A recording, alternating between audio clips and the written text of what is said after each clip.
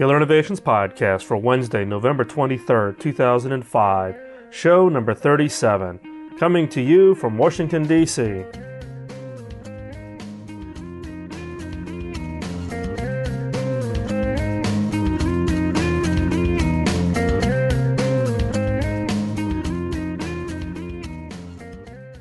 Welcome to the Killer Innovations Podcast. I'm your host, Phil McKinney. Please keep in mind that the information and opinions expressed in this podcast are mine and mine alone, and do not necessarily reflect those of my past, current, or future employers.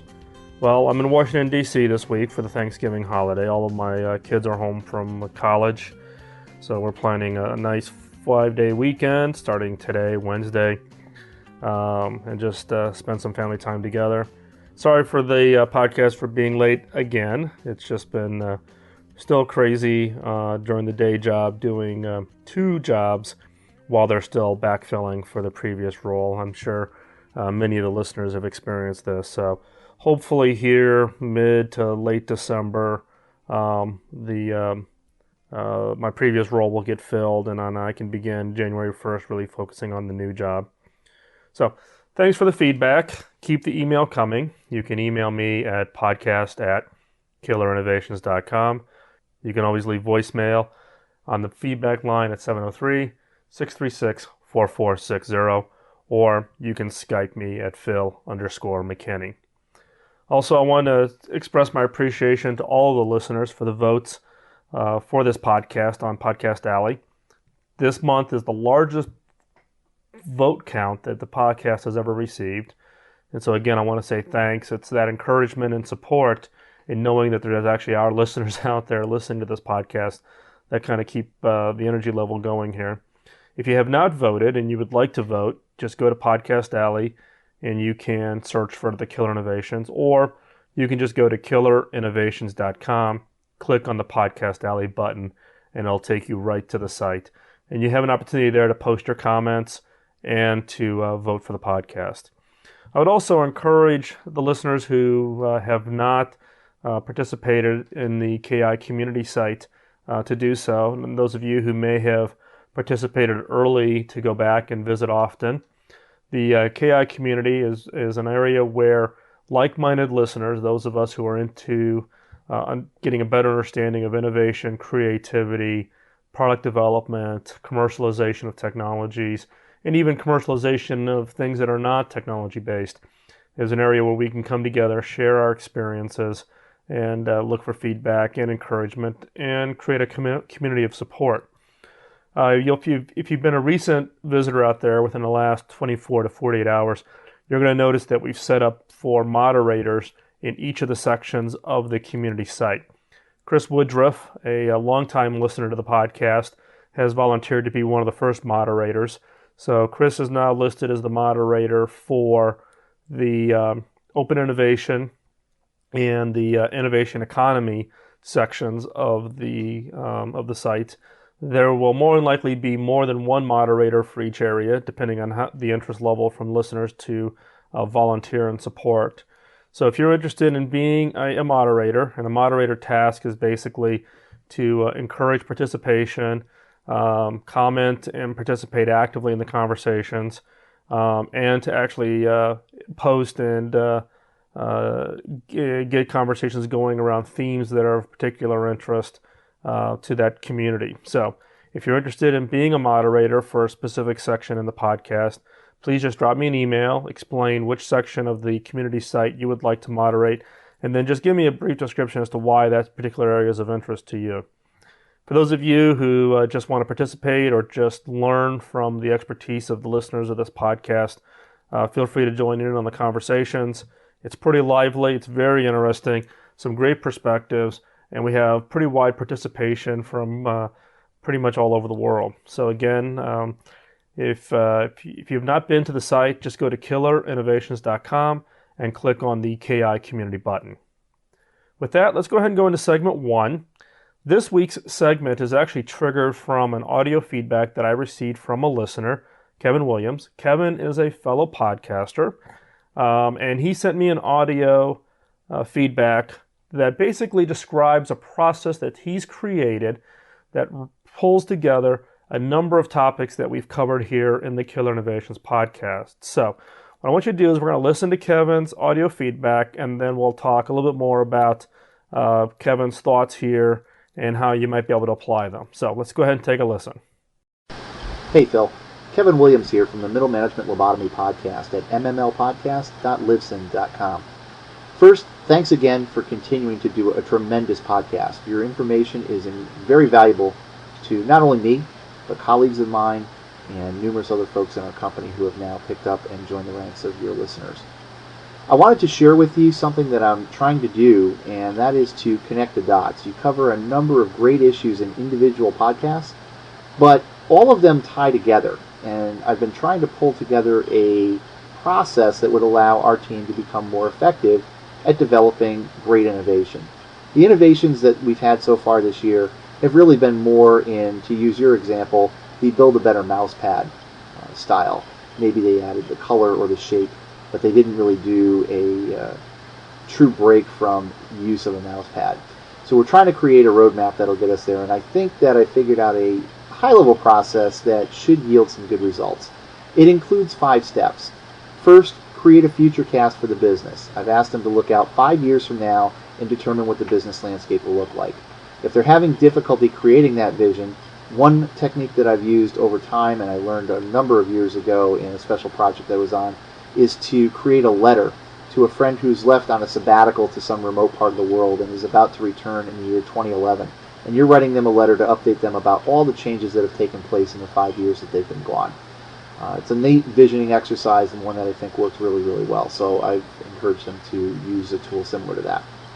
Second, once they've got their vision built, I've asked them to build marketing materials such as brochures, radio or TV ads, real high-level stuff without a lot of detail that sell their vision of our company solutions in the year 2011. Once they have those marketing materials together, I've asked them to build a fast prototype of those solutions. It could be screenshots of websites, it could be drawings of kiosks, whatever fits the business, but ultimately not limiting themselves to 2005 technology, ask them to focus on the future customer need and projecting an image of what the solution will look like.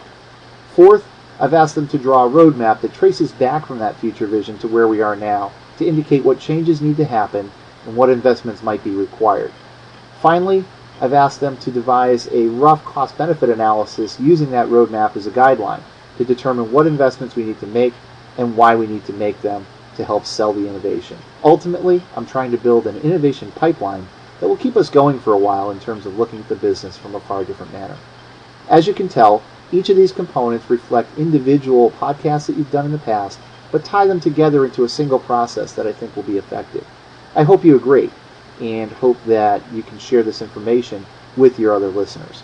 Lastly, I'd like to ask you to consider doing a show that would help me out tremendously. I'm looking for information on innovation among non-co-located teams.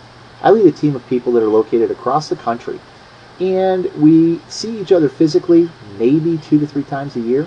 So it's not as easy to brainstorm and do some of the other early development activities around innovation. Using exercises like the one I've reflected help, but I'd love to hear your thoughts on other tips and techniques that might be used in a non-co-located environment. Again, Phil, thanks a lot for the podcast. It provides tremendous support, guidance, and leadership, and you certainly are paying it forward. With that, I'd like to conclude, and thanks a lot. Take care. Well, first off, I just want to express my appreciation to Kevin for the feedback and for the support. Any other listeners, if you have thoughts, feedback, comments, very simply, you can record them as an MP3. If you don't have recording mechanism, then just call the feedback line, 703-636-4460, and it will record your comment, and it actually gets emailed to me as an MP3 file that I can then insert into an upcoming show. But back to Kevin's comments. One is, I think Kevin's done a phenomenal job of structuring a process that satisfies his needs or his desires for his employees, which is, how do I create an innovation pipeline, a continuous generation of ideas. So just to kind of refresh what Kevin talked about, which was, one, you need to create this vision, which is by writing this letter to a friend, coworker, family member, as if they were coming back from being in some remote jungle where they didn't have news, TV, radio, or anything, and as if they were coming back 5 years in the future, so 2011. And in this case, what I have found with these kinds of visioning exercises is try to be specific. You can be fairly generic, but the real value comes from being very specific in the writing of those. Next, Kevin talks about having them build marketing materials. Marketing materials as if it was 2011. Ads, brochures, radio spots, TV commercials. It doesn't have to be very well defined, but at a very high level, taglines, those types of things. Next is to go ahead and build a fast prototype of that vision. So, that could be a mock-up of screens, as Kevin talked about. It actually could be building a very quick physical model. Now remember, when we talk about fast prototypes, we're talking about things that can be created within 5 to 10 business days. Nothing that's going to take 30 or 60 days. This is things that you want to be able to turn around relatively quickly in order to kind of convey the vision. And then next is to build the roadmap. Take that vision that you have in the future and back into the killer or the gates that have to be cleared, or technologies that have to be developed, or in some cases actual killer innovations that have to be built as intermediaries in order to achieve that vision. And then do a cost-benefit analysis for each of those key milestones or key steps. And that the benefit analysis, then cost-benefit analysis, then allows you to then rationalize that this is an achievable process and that management and the organization can see a path to how to get there. And then each one of those key milestones, then you then need to run through the innovation process from the standpoint of defining it, building the proof of concepts, doing the customer trials, and bringing those to market. So in that case, using a well-defined gate milestone process to take each of those items that you identified in the roadmap and feed them into a gate milestone process to make sure that you measure, track, and ensure success for the delivery. Now, what I think is Kevin here has done an excellent job at being very succinct and clear about the process for his organization, and I couldn't have said it better myself. In my own personal experience, one area, and I haven't talked about this in the podcast yet, but about building the marketing materials for the future. Now, I talk about a little bit scattered through a couple of podcasts, but I personally have seen one example where an organization literally wrote a newspaper, formatted, looked like a standard newspaper, whether that be the New York Times, Wall Street Journal. But the date line on this newspaper was, I think, 10 years in the future, or maybe 5 years in the future. And then the articles, and they actually had contracted with journalists to come in and write the articles. So it looked professional, just as if it were a real newspaper that had been produced. In this way, the employees within the organization who had this vision of where the company could be in the future created this newspaper and then distributed this newspaper to the senior executives within the corporation. This turned out to be such a phenomenal success from the standpoint of having the executives understand this vision that was being laid out by a strategy organization within a large corporation as to what could be, that these newspapers are still being produced and still being distributed.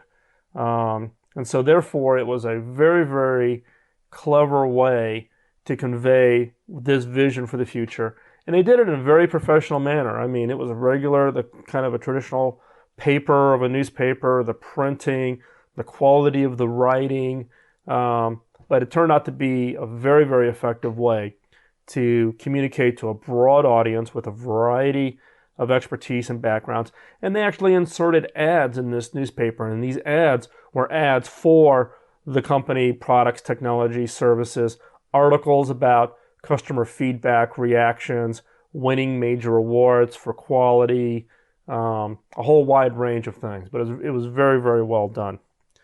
The thing here with what Kevin also has proposed is not to do it as a one-time activity. If you're going to use this to feed your innovation pipeline, technologies and innovations that you have to develop to achieve that vision, this is not a one-time exercise. You have to do it continuously.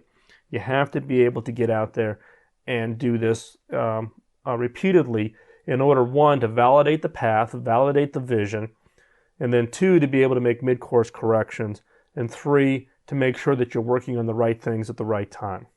So my recommendation is that you should repeat this every 6 months, minimally. If you can do it every quarter, that may be a little bit overkill. Once a year, that's too much of a gap. So once every 6 months is kind of a good time frame to be working on this. Okay. Next, we're going to move on to segment number 2. In segment number 2, weak signals. In this week's weak signal, we're going to talk about a new kind of an advertising model that we're seeing emerging in the marketplace. And what we're calling this, and actually it comes from trendwatching.com. If you haven't been to that site, I would encourage you to do that.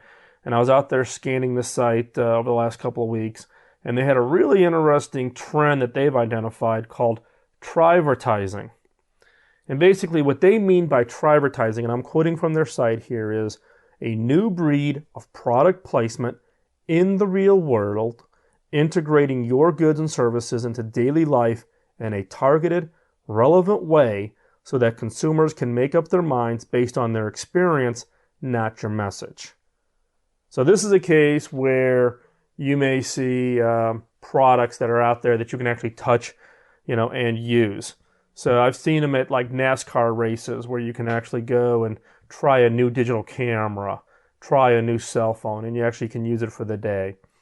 Some interesting applications for this that have been coming up quite interestingly from the marketplace is things like Sony, which has a new range of DVD handycams. And what they did in the London Zoo in June was they actually gave this out to people who were attending the zoo. So you could actually walk around, you could try it out. They gave you a little demonstration on how to basically use it. And then you walked around and was able to use the new DVD camera. And at the end of that, it burned the DVD, you walked home, and you had the DVD in your hands. And so the key here is it wasn't really trying to do a hard sell on the product as it was to get the product into your hands and letting the experience sell you rather than them trying to do it through a traditional kind of advertising model. Some other interesting examples includes Whirlpool, where Whirlpool has actually set up kind of these mini kiosk areas where they actually have washers and dryers and dishwashers and refrigerators. And you can actually bring your laundry in and try the washers and dryers out. See how clean it is, how quiet it is, how easy it is to use the features in it, and really be able to have that real experience before you make that major buy decision for a new given product. Now, this is kind of the what I see as the next step beyond simply the reference selling, which we've talked about in the previous podcast, where we talked about the twinsumer. The twinsumer being where I'm involved in a community of, in my case, maybe it's high-tech executives. And I'm on a bulletin board site and I find somebody else that's on that site that is, has a similar educational background, similar socioeconomic background, similar likes and dislikes. I like certain cars, I like certain sports. And then that person then recommends a new consumer electronics device. Then I'm going to be more inclined to buy that. So twinsumer is what we're kind of seeing today in the marketplace. Tryvertising is kind of the new emerging area where it's beyond just simply the reference. I've gotten the reference, I've come up with a short list of the items that I want to buy. Now the question is how do I go and ensure that I'm not going to have a disappointing experience? And to do that is actually go and use the product. Actually go try it out. And that doesn't try it out by just pushing a few buttons in a 5-minute review of the product on the showroom floor. Bring the laundry in, run a load of dishes in the dishwasher. Try that electronics, new consumer electronics, in a pseudo real life experience. Some of the, I don't know if you want to call it kind of the, minor versions of Tryvertising that you may have seen in the retail store experience would include, for instance, the Bose kiosks. Now I'm a big Bose fan, and I have the Bose noise canceling headphones, and I'm in the process of actually moving to a house in California, so I'm looking to put new consumer electronics into the house. So actually, if anybody from Bose is listening, feel free to donate. Very expensive, technology, so I want to make sure it's the right thing before I buy it. But what Bose now has is if you go, for instance, into Best Buy, you literally can stand there. They have this little kiosk with all of the little Bose speakers, so you can actually get the feeling for what this is going to exactly sound like when it's in your home. You can bring your own CDs in, you can put them in, you can put your own DVDs in, you can play them back, and you can actually get this experience before you actually lay out that kind of money for a new technology. And I mean, I think the Tryvertising is a very compelling kind of new selling model. So if you're looking at launching a new kind of killer innovation, what kind of Tryvertising experience can you create? In the Netherlands, in a Villeroy and Bosch bubble shops, they literally let customers experience all of their products, which include, bubble showers, bubble baths, and literally these things are in like private little suites. They can do something. I'm reading here on the website, but you can basically, what is it like? 6 appointments a day, and these stores are running at 80% occupancy, where literally couples will come in, climb into a bubble bath together, climb into a shower together, and have that experience. Make sure that this is actually what they want to buy, and this is actually something that they would, use in their home. And these are really free, no strings attached tryout sessions for these, to be able to try these products out. And you basically get an hour to be able to use these kind of personalized private rooms where you can actually try these products out. So again, kind of a very interesting model for what's coming down the line as far as new methods of really convincing your customers that what you have is really compelling and worth the premium that a killer innovation demands. With that, we're going to move on to segment number 3, the killer question of the week. And this one's going to be an interesting kind of a question. This one gets very personal, so your initial reaction to this question is going to be a little bit startling, but thinking about these kinds of questions forces you not to look outside for that idea. It may be something literally sitting right in your lap. So, this week's killer question is, what one innovation could make your job obsolete? What one innovation could make your job obsolete? Now, those of you who listened to last week's podcast, you knew that I was giving a speech on Friday back here in Washington, D.C. It was at a local community college. My wife actually volunteered me to give this speech. She actually teaches at one of the local community colleges, and through some connections that she had, I got asked to speak at this lunchtime event. So I did that on Friday. And basically the topic of the speech was around innovation and creativity. And the basic context of the speech is that we're seeing this movement from the knowledge economy into the creative economy. And what's happening is that as older economies begin to fade out and new economies begin to emerge that are going to be really the growth engines for entire industries and entire countries, and the global economic engine here for us, older economies begin to fade out and begin to become commoditized. And we're seeing that with the outsourcing of the knowledge economy. Just as we saw the outsourcing of the industrial economy. We saw, steel production get exported. We saw low-cost manufacturing going offshore. We've seen that going on for many years. Knowledge economy, we're seeing knowledge workers' jobs being outsourced. So whether that be call centers, whether that be software development, even design activities. We're seeing now where auto manufacturers are outsourcing the design, or I shouldn't say really design, the prototype development for things like axles and fenders and those types of things in the auto industry for next generation cars. So we're seeing this knowledge economy really going offshore. Well, what was the one innovation that's enabling that to happen? I would argue that it was low-cost telecommunications. With low-cost telecommunications, broadband access, and voice communications, you were able to move the information back and forth very long distances. And so therefore, this idea where I have to have all my employees located in one facility, in one place, and be able to walk down an aisle and see all of my employees has quickly evaporated. And once that began to happen, then it didn't matter whether that employee was a mile away from the office or 5,000 miles away from the office. That infrastructure enabled you literally to take advantage of the scales and the economic cost structures in other parts of the world. So the ability to move the information back and forth therefore allowed you to do things like move call centers, move your IT infrastructure, move your software development, a whole variety of technologies. So in this case, if you were to ask yourself, 10 years ago, what one innovation could make your job obsolete, it was really about this low-cost telecommunications.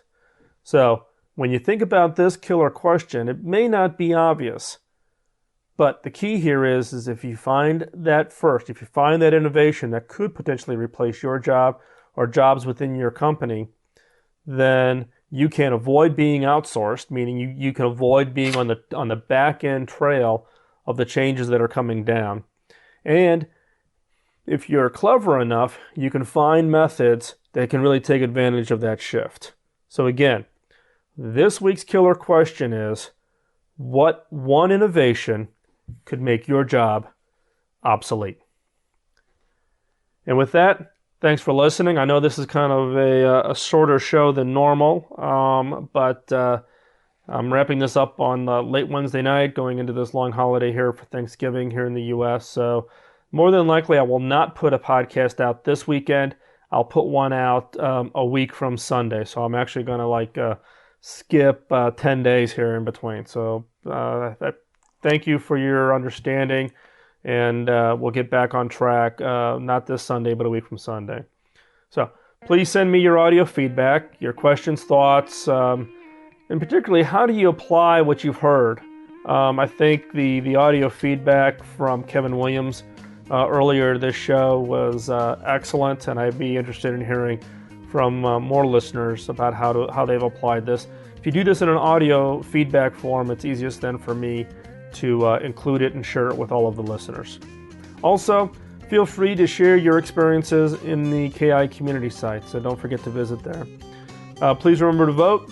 Your vote is the easiest way to let your favorite podcast know that you appreciate the effort that they put into the research, producing, publishing, and the cost they incur with all of the hosting and download fees in order to share this podcast with you. So get subscribed, tell others about this podcast, and get others to subscribe.